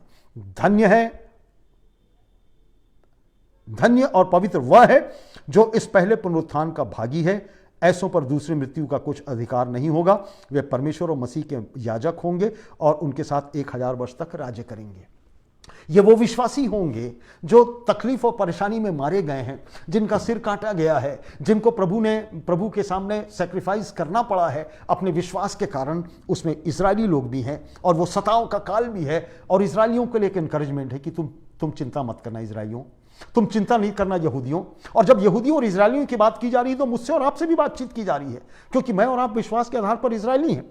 और मुझसे और आपसे भी कहा जा रहा है कि चिंता मत करना, एक गंतव्य मेरा और आपका है। और इजरायलियों के लिए भी ये दूसरा बिंदु जो है, वो चौथा बिंदु जो हम देख रहे हैं, वो यही कुछ है। बताया जा रहा है कि इस तरीके का पुनरुत्थान होगा, मसीह का, कलीसिया का, सताव सहने वाले विश्वासियों का, और तुम सब उसमें सम्मिलित रहोगे। और यही तो गंतव्य है, यही तो गंतव्य है विश्वासियों का, कलीसिया का, सताए हुए लोगों का। ऐश्वर्यमय गंतव्य, अ ग्लोरियस डेस्टिनी। सताव के बावजूद उनके लिए यह प्रतिज्ञा की जा रही है डेनियल नबी के द्वारा। पर जो दूसरा पुनरुत्थान है जिसकी चर्चा की गई है, पहला पुनरुत्थान एवरलास्टिंग लाइफ के लिए है, पहला पुनरुत्थान उन धर्मियों के लिए है जो विश्वास करने वाले लोग हैं। वो पहला पुनरुत्थान अच्छा पुनरुत्थान है जिसके विषय में जिसकी संज्ञा दी गई है। एक दूसरे पुनरुत्थान की भी बात प्रकाशित वाक्य में की गई है, अनंत काल के अपमान का, डिसऑनर का, इंसल्ट का पुनरुत्थान जो हमने पढ़ा है। पहला पुनरुत्थान एवरलास्टिंग लाइफ का है, अनंत जीवन का है, और दूसरा जो रिजरेक्शन है, जो पुनरुत्थान है, अनंत काल के अपमान का, डिसऑनर का, इंसल्ट का, यह पुनरुत्थान भी होगा। और इस्राएलियों को इससे कहा जा रहा है कि ये दो पुनरुत्थान होने वाले हैं। मेहरबानी से इस्राएली लोगों, उस प्रभु के पास आ जाओ जिसने तुम्हें बनाया है, जिसने तुमको अपना कहा है, उसके पास आ जाओ। अब ये दूसरा जो पुनरुत्थान है वो क्या है? अनंत काल के जीवन का पुनरुत्थान और उसका ऐश्वर्य हमने प्रकाशित वाक्य उसके 20वें अध्याय 4 से 6 आयत में देखा है। और अब आइए इस बिंदु पर विचार कर लें जो अपमान का, बेइज्जती का और इंसल्ट का पुनरुत्थान होगा, और वो कुछ लोगों के लिए होगा। इस पुनरुत्थान का केवल एक भाग है। वहां पे तो हम एवरलास्टिंग पुनरुत्थान को हम तीन लोगों के बीच में बंटते हुए देख रहे हैं। यहां पर केवल एक ग्रुप है, एक ही भाग है। यह पुनरुत्थान, प्रथम पुनरुत्थान जो सताए और विश्वासियों का होगा, उससे 1000 वर्ष बाद होगा। 1000 वर्ष बाद होगा। 20वां अध्याय और उसका 5वां पद, प्रकाशित वाक्य 20 और 5, देखिए क्या लिखा है। जब तक ये 1000 वर्ष पूरे ना हुए तब तक शेष मरे हुए न जी उठे। यह तो पहला पुनरुत्थान है। यह पुनरुत्थान जब कलीसिया उठा ली जाएगी, चर्च उठा लिया जाएगा, मृतक उठा लिए जाएंगे, उसके 1000 वर्ष के बाद यह दूसरा पुनरुत्थान होगा। 1000 वर्ष के पश्चात ये तमाम पुनरुत्थान वो पुनरुत्थित लोग होंगे जिनका नाम जीवन की पुस्तक में नहीं लिखा गया है, अर्थात अविश्वासियों का, प्रभु को ठुकराने वाले लोगों का।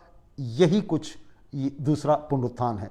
प्रकाशित वाक्य उसका 20वां अध्याय 11 से 15 आयत मैं आप लोगों के लिए पढ़ देता हूं। प्रकाशित वाक्य 20, 11 से 15, यह उन लोगों के पुनरुत्थान के संबंध में बताया गया है जो प्रभु को नहीं जान रहे हैं।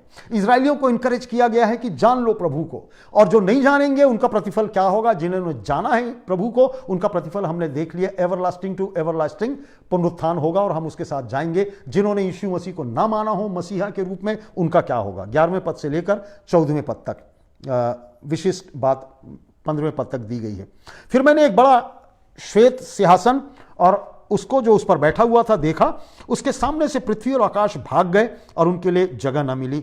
फिर मैंने छोटे बड़े सब मरे हुओं को सिंहासन के सामने खड़े हुए देखा, और पुस्तकें खोली गई। फिर एक एक पुस्तक खोली गई, अर्थात जीवन की पुस्तक, और जैसा उन पुस्तकों में लिखा हुआ था वैसे ही उनके कामों के अनुसार मरे हुओं का न्याय किया गया।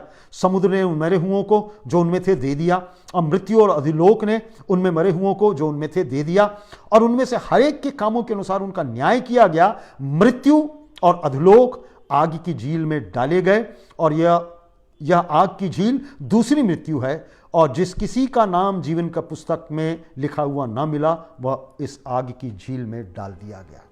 And this is the resurrection of non believers. परमेश्वर का वचन मुझको और आपको बता रहा है, और प्रभु यीशु मसीह भी यही कुछ बात कह रहे हैं। मैं आपसे यही कहना मांग रहा हूं, प्रभु यीशु मसीह भी यही कुछ बात कह रहे हैं।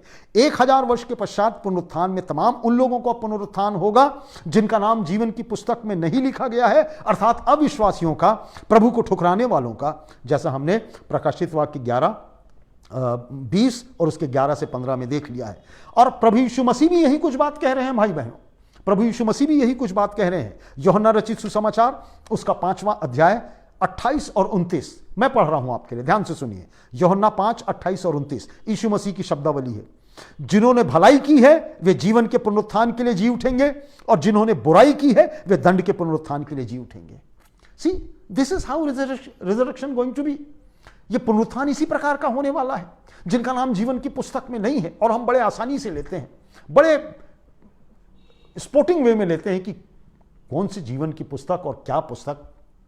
पर परमेश्वर का वचन प्रॉफिटिक वे में मुझसे और आपसे कह रहा है कि यदि मेरा और आपका नाम जीवन की पुस्तक में नहीं है तो मैं और आप चर्च के उठाए जाने के 1000 वर्ष बाद जो विश्वास नहीं करते हैं वो उठाए जाएंगे और आग की झील में डाले जाएंगे। और यीशु मसीह भी वही कह रहा है कि जिन्होंने भलाई की है वे जीवन के पुनरुत्थान के लिए जी उठेंगे और जिन्होंने बुराई की है वे दंड के पुनरुत्थान के लिए जी उठेंगे। और यही तो जीवन और मृत्यु के बीच का चुनाव है भाइयों और बहनों, जिलाए जाना जीवन के लिए और जिलाए जाना दंड के लिए। और यही बात डैनियल नबी अपने 12वें अध्याय के दूसरे पद में स्वर्गदूत जो इज़राइल के विषय में कह रहा है, तुम्हारे पास अब भी होप है, इज़राइलियों अब भी तुम्हारे पास होप है। जो गंतव्य तुमको दिखाया गया है वो मालूम हो गया है तुमको, तुम्हारा गंतव्य इटर्नल लाइफ है, अनंत जीवन है। अनंत जीवन तुमको प्रभु देना मांगता है। तुम्हारे पास होप है, तुम्हारे पास आशा है, भविष्य की आशा है। सताओं के सबसे कठिन काल में, अंधकार और पीड़ा में, ख्रिस्ट विरोधी एंटी क्राइस्ट के डरावने दिनों में, उस भयंकर आर्मागेडोन की लड़ाई के मध्य, शैतान की सारी सामर्थ और सेना के मध्य में एक विशेष बचाव उनका किया जाएगा मिकाइल स्वर्गदूत के द्वारा। परमेश्वर एक विशेष प्रकार की बचाव अपनी चुनी हुई जाति का करेगा। मैंने आप 2 विटनेस आपको बताए थे, 1,44,000 विश्वासी लोग जिनके माध्यम से इज़राइल बचाया जाएगा, उस जाति का जिसके लिए विशेष गंतव्य, डेस्टिनी, जो उस डेस्टिनी पर विश्वास करते हैं, उस जाति के लिए जो प्रभु के उस डेस्टिनेशन के ऊपर विश्वास करते हैं, वो डेस्टिनेशन, वो गंतव्य जो पुनरुत्थान है, जो रिजरेक्शन है। और तब अंत में उनको एक इनाम मिलेगा। तो ये गंतव्य हमने देख लिया। ये पॉइंट में, इस बिंदु में जो विशेष गंतव्य है, इसमें इजरायलियों को डैनियल नबी अपनी भविष्यवाणी के माध्यम से बता रहा है कि सताव काल में तमाम भयंकर प्रकार के सताव होंगे, पर इजरायली लोगों चिंता ना करो। जो यीशु मसीह के रिजरेक्शन के ऊपर विश्वास करता है, जो यीशु मसीह के पुनरुत्थान पर विश्वास करता है, वो अवश्य जिलाया जाएगा, कलीसिया उठाई जाएगी और तुम भी उठाए जाओगे इजरायली लोगों। और जब इजरायलियों की बात कह रहा है, मैं बार बार आपसे कह रहा हूं, वो मैं और आप भी हैं, मैं और आप भी हैं। हमारे विश्वास के आधार पर इब्राहिम के ऊपर हम विश्वास करते हैं, वो हमारा बाप है, वो हमारा पिता है, वो हमारा मूल पिता है, उसके विश्वास के ऊपर हम विश्वास करते हैं। जब वो लोग बचाए जाएंगे तो मैं और आप यीशु मसीह के ऊपर विश्वास करने के माध्यम से जो इजरायली हैं हम भी बचाए जाएंगे, और वही गंतव्य हमारा भी है। और अब हमारा जो अंतिम और लास्ट बिंदु है, हमने देख लिया कि परमेश्वर ने डैनियल नबी के माध्यम से उस सताव के काल में इजरायलियों के लिए एक बचाव का उपाय किया है, और बचाव का उपाय उनका गंतव्य उनका निर्धारण किया है। वो गंतव्य उनका भी है, वो गंतव्य मेरा और आपका भी है। और आखिरी बिंदु, अंतिम बिंदु, और स्पेशल डिविडेंड, एक विशेष इनाम मिलने वाला है। अब डैनियल नबी की 12वीं पुस्तक, 12वां अध्याय और उसका 3रा पद निकाल लीजिए। 1, 2, 3 पद करके हमने इन संदेशों को समाहित किया है इन 3 पदों के बीच में। 3रा पद डैनियल 12 और 3 मैं आपके लिए पढ़ रहा हूं। तब सिखाने वालों की चमक आकाशमंडल की सी होगी, और जो बहुतों को धर्मी बनाते हैं वे सर्वदा तारों के समान प्रकाशमय रहेंगे।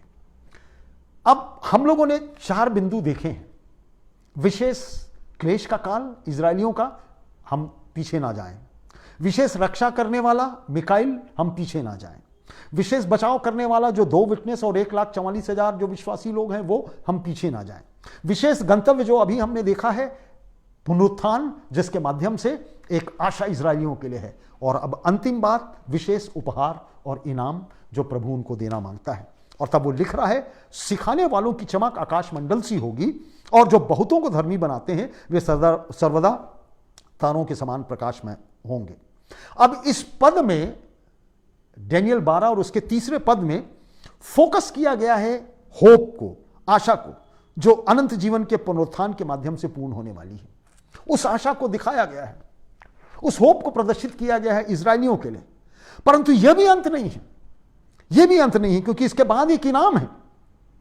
इसके बाद जो मिलने वाला है, यह इनाम जो मिलने वाला है, उसकी पहचान किस प्रकार की जा रही है? इस पद में 3रे पद के प्रथम भाग में, तब सिखाने वाले की चमक, और इंग्लिश में बहुत बेहतर तरीके से लिखा हुआ है। इंग्लिश में मैं आपके लिए पढ़ देता हूं, क्योंकि मैंने निकाल के रखा हुआ था। इंग्लिश में ये पद जो है वो बेहतर तरीके से लिखा हुआ है, आप बेहतर तरीके से समझ सकते हैं। And those who are wise shall shine like the brightness of the sky above, and those who turn many of the righteous like the stars forever and ever. पहले भाग में वो कह रहा है and those who are wise shall shine, जो बुद्धिमान होंगे, वाइज, जो समझदार होंगे, जो विवेकपूर्ण होंगे, वो स्वर्गलोक में उस तारे के समान चमकदार बनाए जाएंगे। वो कह रहा है and those who are wise, इसका मतलब सिखाने वाले। अब डैनियल 12 और 30 में यह कह रहा है अर्थात वे बुद्धिमानी ईमानदार लोग जो यीशु पर विश्वास लाएंगे, सताव काल में भी विश्वास योग्य बने रहेंगे। और कई ऐसे लोग भी होंगे जो प्रभु यीशु मसीह के पास सताव काल में भी आएंगे, उसमें अन्यजाति लोग भी होंगे और उसमें यहूदी लोग भी होंगे। वो कह रहा है कि ये लोग सताव काल में इनको इनाम मिलेगा। जो यीशु मसीह के ऊपर विश्वास करेंगे उनको एक उपहार मिलेगा, उनको एक डिविडेंड मिलेगा जो यीशु मसीह के पास आएंगे, चाहे वो अन्यजाति लोग हों चाहे यहूदी हों, दोनों मिला के। प्रकाशित वाक्य 7 और 9 और 10 जो हम पढ़ चुके हैं ऑलरेडी, हर जाति, हर कौम, हर कुल, हर भाषा, हर संप्रदाय, हर एक तरह के लोग होंगे जो यीशु मसीह के पास ऐसे समय में होंगे। और ये लोगों का इनाम क्या होगा? ये स्वर्गदूत डैनियल को बता रहा है, they will be shining like the brightness of the firmament, सर्वदा तारों के समान प्रकाशमान वो रहेंगे। जो इनाम इनको मिलने वाला है, जो इनाम मुझको और आपको मिलेगा, जो सताव काल में जो लोग विश्वासी लोग जीवित रहेंगे, जो इजरायली लोग जीवित रहेंगे, जो अन्यजाति प्रभु को मान लेंगे, जो उसको स्वीकार कर लेंगे, सताव को सहते रहेंगे, वो कहता है वो सर्वदा तारों के समान प्रकाशमान रहेंगे। And this is the dividend for them, यही तो इनाम है जो उनको दिया गया है। हम अनंत काल तक अपने पिता परमेश्वर के ऐश्वर्य को चमकाते रहेंगे। जो ऐश्वर्य खुदा ने मुझको और आपको दिया है उसको हम चमकाते रहेंगे। वचन आपको मिला है, आप दूसरों को फैला रहे हैं, दूसरों को बता रहे हैं, आप आकाश में तारों के समान चमकदार बने रहेंगे, परमेश्वर का वचन कह रहा है। इसका मतलब यह है कि आप और मैं दुख और पीड़ा के बाद, तकलीफ और विपत्ति के बाद और अंधकार की वादियों से गुजरने के बाद भी अगर परमेश्वर का वचन हम दूसरों को सुना रहे हैं, दूसरों को बता रहे हैं, दूसरों को प्रभु के नजदीक ला रहे हैं, तो इनाम जो आपका है आपके सताव के बावजूद वो आकाश में चमकने हुए तारों के समान रहेंगे। और हमारी चमक विशेष होगी। विशेष रूप से चमक उनकी होगी सिखाने वालों की चमक। Those who are wise English में लिखा हुआ है, हिंदी में लिखा हुआ है सिखाने वाले। सिखाने वाले कौन है? आपके प्रचार करने वाले, आपका बाइबल अध्ययन करवाने वाले, आपके घर के लोग, सीनियर लोग जो आपको परमेश्वर का वचन सिखाते हैं, आपके माता पिता जो आपको विश्वास में मजबूत करते हैं, आपको अच्छी बातों को सिखाते हैं, परमेश्वर के भय में रखते हैं। उन सिखाने वालों के विषय में कहा जा रहा है इनका ग्लो उन समयों में और ज्यादा होगा। डैनियल को दर्शन में स्वर्गदूत कह रहा है इस सताव काल में इस्राएल स्वयं बचाया जाएगा और वो अन्यों को भी प्रभु के पास लाएगा। 1,44,000 लोगों की जो संख्या दी गई है वो वही विश्वासी होंगे, इजरायली लोग। अब 1,44,000 बाइबल की संख्या है, हमें नहीं मालूम हो कितनी इजरायलियों की संख्या होगी, पर बाइबल कह रहा है, बाइबल कहती है और डैनियल नबी कह रहा है अपनी भविष्यवाणी संदेश में कि ये लोग पूरे इजराइल के विश्वासी लोग होंगे जो प्रभु के ऊपर विश्वास करेंगे, प्रभु के ऊपर विश्वास करेंगे। और इन लोग प्रभु के नजदीक अन्य लोगों को भी लाएंगे, अन्य जाति लोग भी प्रभु के नजदीक लाएंगे। जैसा कहा है सभी कुल, जाति, संप्रदाय, भाषा के होंगे रेवल्यूशन 7 और 9 में, और वो सब बचाए जाएंगे। और यही तो उनका इनाम है, यही इनका इनाम है। अब आज शाम के समय में मैं आपसे पूछूं, अपने संदेश के आखिरी पल में मैं आ गया हूं, कि क्या ये इनाम आप व्यक्तिगत रूप से पाना चाहेंगे? हमारे विश्वासी जीवन की गवाही हमारे अनंत काल के परमेश्वर के ऐश्वर्य को प्रकट करने के कारण होगी। जो हम गवाही देंगे वो परमेश्वर के ऐश्वर्य को प्रकट किया जाएगा, ऐश्वर्य को वो प्रकट करेगा। क्या आप तैयार हैं? The righteous will shine like stars. जो पवित्र लोग हैं, जो बचाए गए लोग हैं, जो वाइज लोग हैं, जो सिखाने वाले लोग हैं, वो आकाश में तारों के समान चमकेंगे। धर्मी, ये लोग धर्मी तारों के समान चमकेंगे। यही इनका डिविडेंड है, यही इनका इनाम है। क्या आप स्टार बनना मांगेंगे? क्या आप स्टार बनना मांगेंगे? क्या आप चाहते हैं कि आप स्टार बने? और यदि मैं आज शाम को आपसे हाथ उठाऊं तो आप सब लोग हाथ उठाएंगे कि पादी साहब, सताव के बावजूद और पीड़ा के बावजूद और जिल्लत के बावजूद और परसिक्यूशन के बावजूद हम स्टार बनना मांगेंगे। और यही होप और आशा तो डेनियल इजरायलियों को दे रहा है, जिसमें हमने प्रकाशित वाक्य की पुस्तक को भी असिमिलेट किया है, डेनियल की पुस्तक को भी असिमिलेट किया है, भविष्यवाणियों की पुस्तकों को भी हमने समाहित किया है, जो सब मिलकर यही कुछ बात बता रहे हैं कि चिंता मत करो इजरायली लोगों। सताव काल, जो ट्रिब्यूलेशन काल आएगा, वो बहुत भयंकर सताव काल आएगा, परंतु यदि तुम विश्वस्त रहोगे तो तुम स्टार बनाए जाओगे। और मेरा प्रश्न आज शाम के समय में आपसे यही है, क्या आप स्टार बनना चाहेंगे? क्या उन प्रसिद्ध फेमस स्टार्स लोगों को गिन सकते हैं जो इतिहास से लेकर अब तक रहे हैं, जिनका नाम इतिहास में लिखा हुआ है, जो हमारे लिए स्टार के रूप में संसार में जाने जाते हैं? क्या आपने जूलियस सीजर का नाम नहीं सुना? क्या आपने सिकंदर महान का नाम नहीं सुना? क्या आपने नेपोलियन बोनापार्ट का नाम नहीं सुना? हिटलर का नाम नहीं सुना? मुसोलिनी का नाम नहीं सुना? क्या आपने पोल पॉट का, जो कि कंबोडिया का शासक था, जिसने लाखों और लाखों कंबोडिया के लोगों को मरवा डाला, क्या उसका नाम नहीं सुना? क्या वो हीरो नहीं था उस जमाने का? क्या चाउचेस्कू का, प्रेसिडेंट चाउचेस्कू, जो कि रोमानिया के प्रेसिडेंट थे, जिनके शासन काल में लाखों रोमानियंस लोग मार डाले गए? क्या आपने स्टालिन का नाम नहीं सुना? क्या आपने सद्दाम हुसैन और ईदी अमीन, कर्नल गद्दाफी और माउथ से तुंग का नाम नहीं सुना? ये सारे लोग एक समय के स्टार्स रहे हैं, ये एक समय के स्टार्स रहे हैं।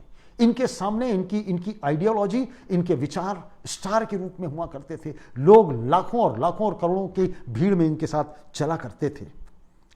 जो किसी समय में दुनिया के सितारे रहे, स्टार रहे, ये सभी स्टार आज आपके पैरों के नीचे किसी कब्रिस्तान में दफन हैं, अंडर योर फीट।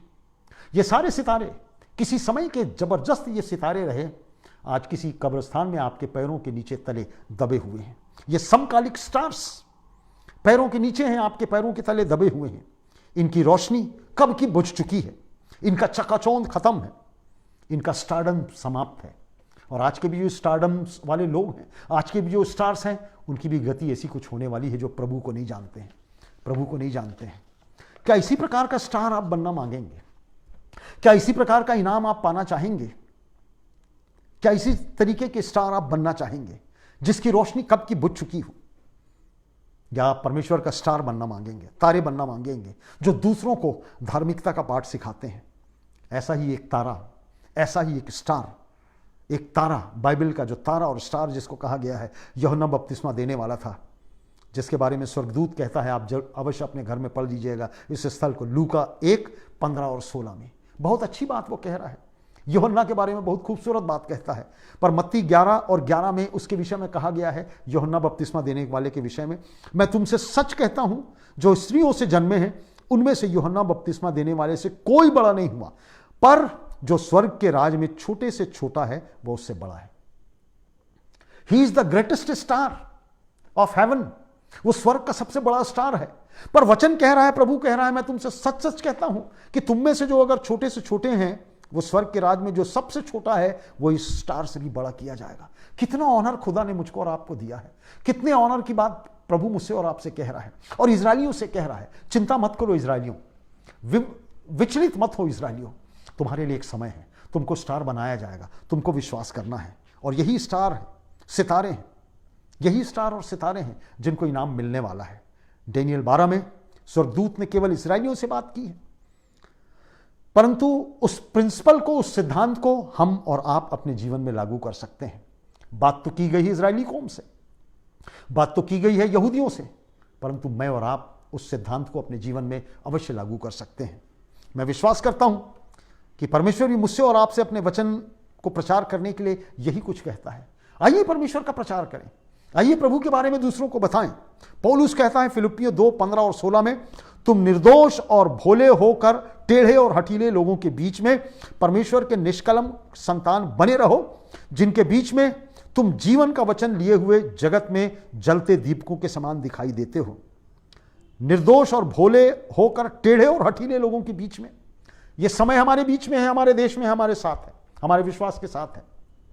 पर प्रभु कह रहा है, इन टेढ़ों लोगों के बीच में परमेश्वर की निष्कलंक संतान तुम बने रहो, जिससे तुम परमेश्वर का वचन लिए हुए जगत में जलते दीपकों के समान दिखाई देते रहो। आप एक स्टार बने रहो। प्रभु कह रहा है, इजरायलियों, तुम एक स्टार बनोगे, तुमको स्टार के समान आकाश में लगाया जाएगा, तुम्हारी एक ग्लिटरिंग होगी, तुम्हारी एक चमक होगी, तुम्हारी एक चकाचौंध होगी, और वो चकाचौंध इटर्नल लाइफ के माध्यम से होगी। तो डैनियल ने इस स्थल में डैनियल 12:1-3 में बड़ी आशा के विषय में हमसे लिखा था, और उस आशा को हम लोगों ने देखने का प्रयास किया है। और ये आशा के विषय में इसने लिखा क्योंकि निराशा की बात रही है, क्योंकि निराशा का जीवन उनके समय में आने वाला है। एक जबरदस्त सताव का काल होगा जो हमने देखा, परंतु इसके मध्य एक विशेष रक्षा करने वाला उदय होगा। हमने मिकाइल के रूप में देखा, जो अपने लोगों का अपने लोगों को बचाव करेगा, विशेष तरीके से बचाव करेगा। और इसके मध्य विश्वासियों के लिए एक विशेष गंतव्य निर्धारित किया गया है, एक ऐश्वर्य में पुनरुत्थान का जीवन, और तब अंत में एक विशेष इनाम मिलेगा जिसके तहत विश्वासी सितारों के समान हमेशा आकाश में जगमगाते रहेंगे। यही इजराइल की आशा है, यही इजराइल की आशा है, और यही मेरी और आपकी भी आशा है, क्योंकि मैं और आप भी इजराइल हैं। दिस इज अवर होप, ये हमारी आशा है। और न केवल इजराइल की आशा है, परंतु मेरी और आपकी भी आशा है, वर्तमान कलीसिया की आशा है, हमारे विश्वास का आधार। और हम भी इब्राहिम की संतान ठहरेंगे, इसी आधार पर परमेश्वर के साथ हम राज्य करेंगे। क्या जबरदस्त आशा है उन लोगों के लिए जिनका प्रारंभ उजड़ गया, जिनका अपना कुछ नहीं रहा। हजारों वर्ष थे, अभी से नहीं, हजारों वर्ष से, परंतु सारे कठिनतम रास्तों से गुजरते हुए इजराइल की आशा अंततः उनके विश्वास से पूरी होगी कि यीशु ही मसीहा है। इजराइल का जो अंतिम विश्वास रहेगा वो ये रहेगा, यीशु ही मसीहा है। Jesus Christ is a true Messiah. और यही उनकी आशा और होप का आधार है, और मेरे और आपके भी आशा और होप का आधार है। जबरदस्त संदेश, जबरदस्त आशा जो प्रभु यीशु मसीह ने मुझको और आपको दी है, इजराइलियों को दी, मुझको और आपको भी दी। और आज शाम के समय में इस संदेश को आप अपने मन में बैठा कर रखें। सताव का काल आने वाला है, इजरायली बहुत तकलीफ के काल से गुजरेंगे, और उसके साथ मैं और आप भी गुजरेंगे उस सताव के काल से। पर प्रभु ने हम लोगों को 5 बातों के माध्यम से इनकरेजमेंट दिया है। विशेष क्लेश काल होगा, लेट अस बी प्रिपेयर्ड। विशेष रक्षा करने वाला मेरा और आपका होगा, तैयार रहें। विशेष बचाव का उपाय किया जाएगा, उस समय जबरदस्त प्रचार होगा, मैं और आप तैयार रहें। विशेष गंतव्य हमारा होगा, रिजरेक्शन और पुनरुत्थान के माध्यम से, वो हमारा विशेष गंतव्य है। वहाँ हम जाएंगे, मृत्यु हो जाए तो भी हम जाएंगे। संसार का जीवन तो समाप्त होगा, परंतु वो पुनरुत्थान का जीवन जो प्रभु हमको देगा। और आखिरी जो उपहार मिलेगा वो कहता है, विश्वासी लोग, those who are wise, they'll be shining on the stars, on the sky like stars। मुझको और आपको स्टार बनाया गया है। परमेश्वर अपने इस वचन के समझे जाने पर मुझको और आपको आशीष दे। आप में से कोई नोट्स अगर चाहते हैं, ये अध्ययन जो डैनियल की पुस्तक उसका 12वां अध्याय 1 से 3 आयतों का है, बहुत लंबी चौड़ी 27 से 30 पेज की ये स्टडी है। यदि आप में से किसी को चाहिए तो आप आकर मुझसे ले सकते हैं बाइबल स्टडी अपने अध्ययन के लिए। फोटोकॉपी कराइए और उसको ले जाइए, पर अपने साथ रखिए और उसकी स्टडी कीजिए। आप सबों को फिर से एक बार धन्यवाद। Thank you very much for being with me, मेरे साथ रहने के लिए और समझने के लिए। कुछ बातें कठिन होती हैं और ये बातें बहुत कठिन होती हैं, बहुत क्लिष्ट हैं, परंतु आप बहुत समझदारी के साथ जुड़े रहे, आपका धन्यवाद हो। आइए अंत में हम एक गीत गा लें। उसका गीत का नंबर 107, गीत का नंबर 107, और आशीष की प्रार्थना से हम अपने इस समाप्त करेंगे। उसका पहला पद गाकर हम समाप्त करेंगे। आशीष की प्रार्थना से इस सभा को हम संपन्न करेंगे। यीशु कैसा मित्र प्यारा, यीशु कैसा मित्र प्यारा, पाप और दुख उठाने को उसकी शरण हम ले सकते, हम पर दुख का भाजब हो। कितने दुख हम व्यर्थ उठाते, व्यर्थ ही शांति है खोते, यह सब केवल इसलिए कि क्रिस्त को नहीं बतलाते। प्रभु हम एक बार फिर से धन्यवाद मानते हैं आज शाम के समय के लिए, इस अध्ययन के लिए जो कठिन है प्रभु, समझने में भी कठिनाई होती है, पर तेरी आत्मा, तेरी पवित्र आत्मा हमारी मदद और अगुवाई करती है प्रभु। और होने देना तेरे वचनों को समझने के लिए तेरी पवित्र आत्मा हम ले सकें प्रभु, तुझसे मांग सकें प्रभु जो, और तू हमको देता है। तेरे वचन की सामर्थ्य और तेरे पवित्र आत्मा का पथ प्रदर्शन हमारे लिए तेरे वचन को समझने के लिए काफ़ी होता है प्रभु। तूने दिया, तेरा धन्यवाद हो। सारे विश्वासियों के ऊपर तेरी आशीष बने रहे प्रभु। जो निराश हैं, उदास हैं, जिनके घर में समस्याएं हैं, हम सबको तेरे हाथ में रखते हैं प्रभु। दुआ चाहते हैं तेरा स्पर्श उनको मिले प्रभु, तेरा टच उनको मिले और तेरी चंगाई मिले, परिवार खुश और आनंदित हो सके। इस पूरे हफ्ते के लिए हम अपना समर्पण तेरे हाथ में करते छोटी बिनती अपने उद्धारकर्ता प्रभु यीशु मसीह के धन्य और मीठे नाम से हम मांग लेते हैं, सुनो कबूल कर लेना, आमीन। और अब जो तुम्हें ठोकर खाने से बचा सकता है और अपनी महिमा की भरपूरी के सामने मगन और निर्दोष खड़ा कर सकता है, उस अद्वैत परमेश्वर की महिमा, पराक्रम, गौरव और जलाल न केवल अभी परंतु आने वाले हर समयों में होती रहे, आमीन, आमीन। आप सबों को धन्यवाद मेरे साथ जुड़ने के लिए। समय लंबा हो जाता है परंतु ये स्टडीज़ ऐसी है कि आपको जुड़ना पड़ता है, पर फिर भी आप तैयार रहते हैं, मैं आपको धन्यवाद देता हूँ। अगले हफ्ते फिर से जैसी सूचना होगी मैं आपको अवश्य सूचना दूंगा। मेरे व्हाट्सएप को आप देखते रहें, मेरे फेसबुक को आप देखते रहें, सूचनाएं वहाँ से आप प्राप्त करते रहें और जैसी सूचनाएं होती होंगी मैं आपको देता चला जाऊँगा। Till that time, goodbye, good night, shalom. अच्छे से रहिए, बीमारी से बचे रहिए। Thank you very much.